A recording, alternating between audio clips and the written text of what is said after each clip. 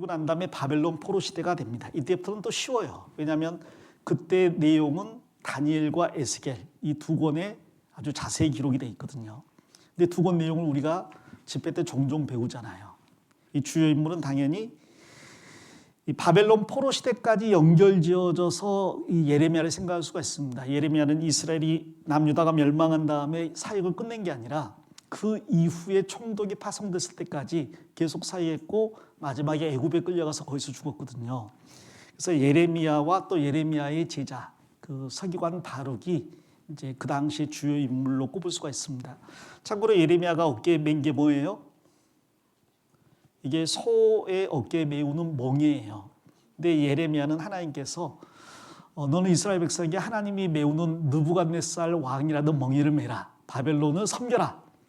근데 이스라엘이 남유다가 안 섬기니까요. 섬겨야 되는 것을 네 몸으로 보여줘라. 그래서 어깨에 멍에 메고 살라 그랬어요. 그래서 정말 멍에 메고 몇 년을 살았습니다. 이 에스겔 선지자도 이스라엘 백성들이 받을 고난을 네가 몸으로 설명해라. 오른쪽으로 누워서 며칠을 자고 몇백 일을 자고 왼쪽으로 서 몇백 일을 자고 그다음에 인분에다가 떡을 구워가지고 요만큼 먹고 인분 너무한데요? 소똥으로 대신하는 걸 허락하노라. 소똥에다가 떡 구워서 먹고 나중에 그 너무 슬퍼서 눈물도 나지 않게 될 것을 설명하기 위해서 아내를 죽게 합니다. 네 아내가 오늘 죽을 건데 울지 마라 그래요. 에스겔이나 다니엘이나 예레미야나 전부 다 자기 몸으로 하나님의 말씀을 전했던 선지자입니다. 여러분 소가 매는 멍에를 어깨에다 짊어지고 몇 년을 살아보세요. 어떻게 되겠어요? 여러분 바벨론 느부갓네살 왕이라는 멍에를 매야 됩니다. 이거 알려주려고. 나중에 하도 그게 보기 싫으니까요. 거짓 선지자가 멍에를 끄집어내가지고 부러뜨렸어요. 그리고 하나님께서 이 느부갓네살 왕이라는 멍에를 이렇게 박살낼 것이다. 우리는 바벨론 섬기지 않아도 된다. 하나님 뭐라고 했습니까? 이번에는 멍에를 쇠로 만들어라. 괜히 그 나무 멍에 부러뜨려가지고요. 쇠 멍에 더 무거운 걸 짊어지고 지고 다니게 됐어요. 근데 그거 부러뜨릴 수가 없잖아요. 하나님의 메운 느부갓네살 바벨론이란 멍에는 꺾이지 않는 멍이라는 거죠. 이 다니엘이 그나마 제일 나은 사람 같아요. 궁전에 살았잖아요. 사실 참 달라. 에스겔은 백성들과 함께 그 강에서 티그리스 강 강가에서 백성들과 함께 포로된 생활했거든요. 백성들과 함께 포로 생활했으니까 굉장히 고통스러운 삶을 살았습니다. 근데 아까 말한 것처럼 많은 고난을 당했거든요. 아내까지 죽고. 근데 누구는 다니엘은 왕궁에서 그나마 좋은 것 주는데 안 먹겠다고 그러고 그 비건으로 그냥 버티면서 그 굉장한 그 자리까지 오르잖아요. 바벨론의 총리 대신, 페르시아의 총리 대신이 되잖아요. 이 다니엘은 최상층에서 하나님을 증거한 사람이고 에스겔은 최하에서 하나님을 전한 사람이에요. 동시대인데. 이게 이제 에스겔은 저 같으면 좀 불만이 있을 것 같아요. 하나님 좀 너무하지 않습니까? 나하고 에스겔을 좀 바꿔주시던가 사역질 좀 7년마다 한 번씩 바꿔준다든지 뭐 이렇게 해야 되는데 계속 나는 여기에서 좀 너무하지 않습니까? 그런 생각이 들었을 거예요. 근데 하나님께서 이 에스겔 선지자가 그렇게 고생을 많이 했기 때문에 에스겔 선지자에게 천년왕국 때 세워질 그 천성까지 다 보여줬습니다. 천년왕국 때 세워질 성전까지 8개 장에 걸쳐서 그리고 하나님의 영광을 가장 많이 보게 했어요. 다니엘도 사실 마냥 편했던 건 아니죠. 한바탕면 죽을 뻔했던 적이 많잖아요. 심지어 실제로 사자굴에 집어 던져졌는데 그 사자굴에 살아나왔습니다. 그리고 이스라엘 백성들의 고통을 자기만 외면할 수는 없다고 해서 이스라엘 백성에게 어려운 일이 생길 때마다 금식을 했어요. 그런데 마지막 금식할 때는 나이가 80이 넘었는데 3주일을 금식을 했습니다. 3주일을 금식하면 80 넘어서의 나이에는 죽을 수도 있는 금식이거든요. 에스겔과 다니엘이 서로 가장 큰 고난들을 받았다고 할 수 있겠죠. 그래서 하나님께서 에스겔과 다니엘에게 역사의 마지막까지를 다 보여줬습니다. 그래서 에스겔 38장, 39, 40장에는 38, 39장의 마지막 전쟁, 40장에는 천년왕국이 나오잖아요. 다니엘도 금신상, 그 다음에 동물들의 환상이라든지 여러 가지 환상으로 역사의 마지막까지를 다 보여줬죠.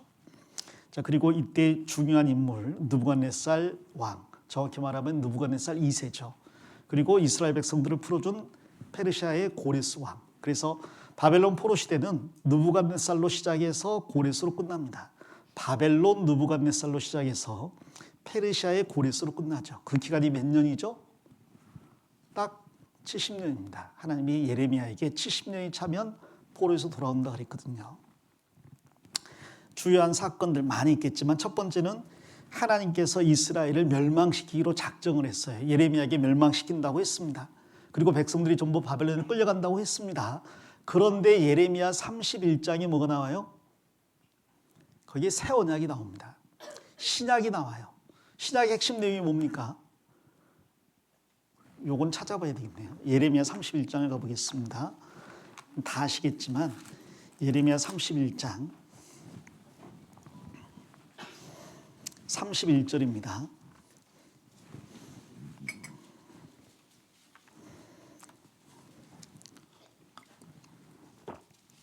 31장 31절.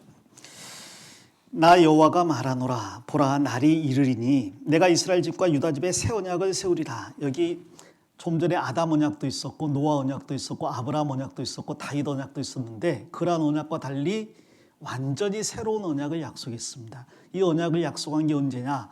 남유다가 멸망할 걸 말씀한 다음이에요.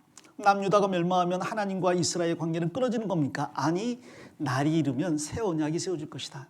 그 새 언약은 예수님으로 인해서 세워지는 신약이에요. 신약의 핵심 내용이 뭡니까? 33절에 나 여호와가 말하노라. 그러나 그날 후에 내가 이스라엘 집에 세울 언약은 이러하니 곧 내가 나의 법을 그들의 속에 두며 그 마음에 기록하여. 이 구약 옛날 언약은 돌판에 기록했는데 신약은 마음판에 기록하고 있다.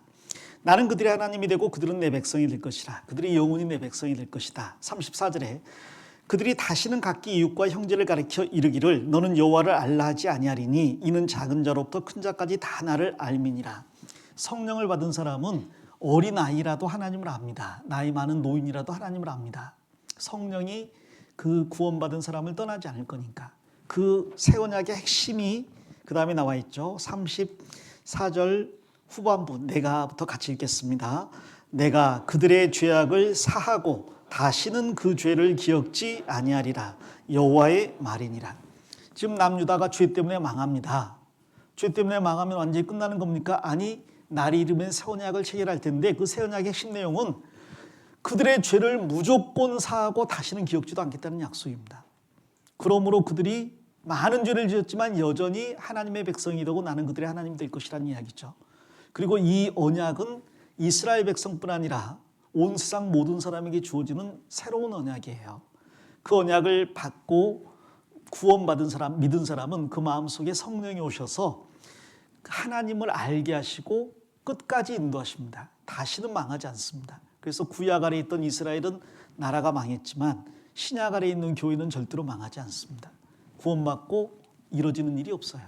그래서 새 언약이 사실은 예레미야의 핵심이자 구약의 핵심 중에 하나죠.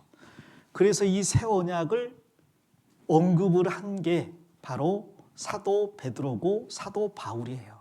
우리가 그 구원받을 때 제일 많이 찾는 성경 중에 하나가 히브리서잖아요. 그거 잠깐 더 보겠습니다. 히브리서 8장입니다.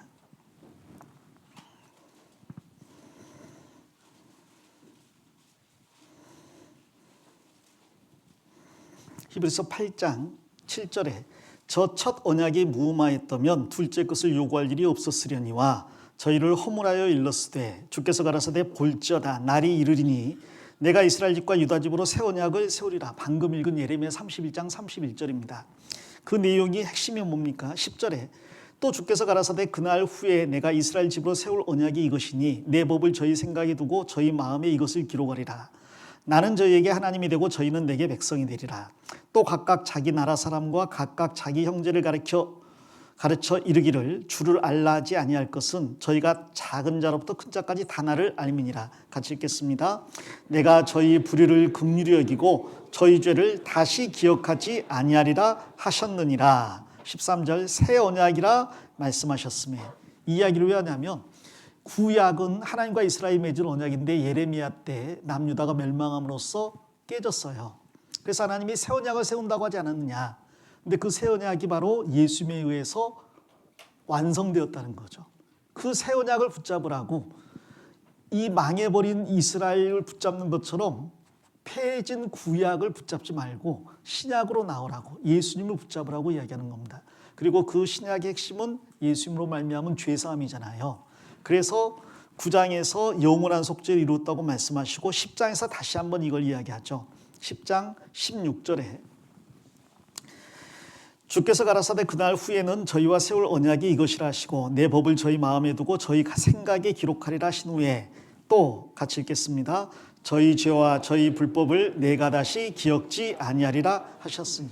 결국 구약이 뭐예요? 행하라 그리하면 살리라. 그런데 다 어겼어요. 신약이 뭐예요? 너희 죄를 다 용서했다. 이것을 믿으라 그리하면 살리라.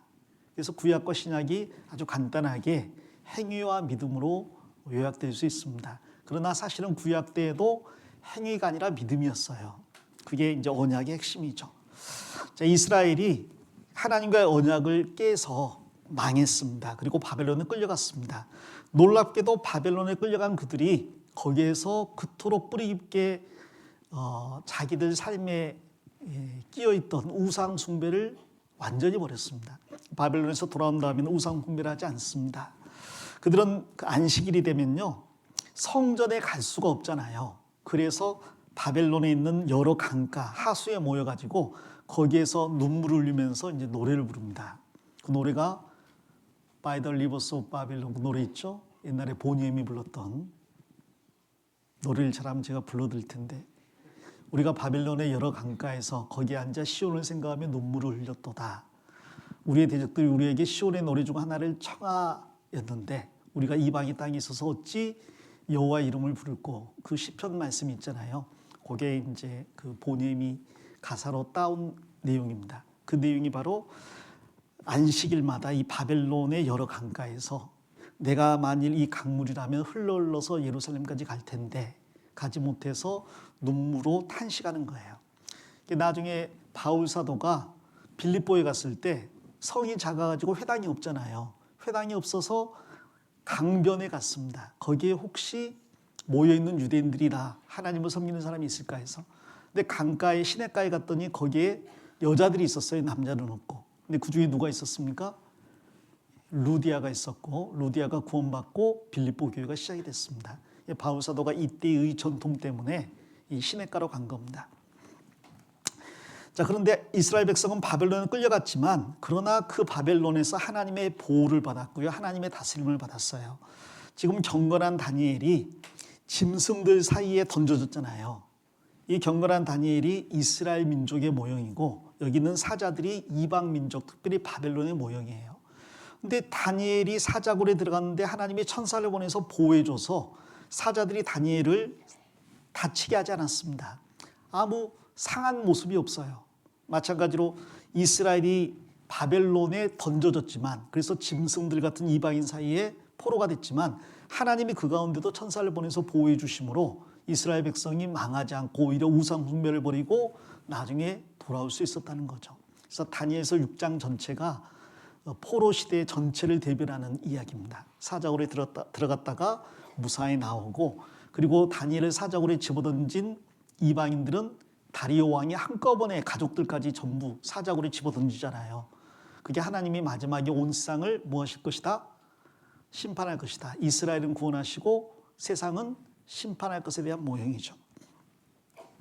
그리고 하나님이 세상을 다스려 나가신다. 그리고 에스겔 선지자를 통해서 마른 뼈 같은 이스라엘이 회복될 것이고 이스라엘 회복 다음에 있을 일은 뭐예요?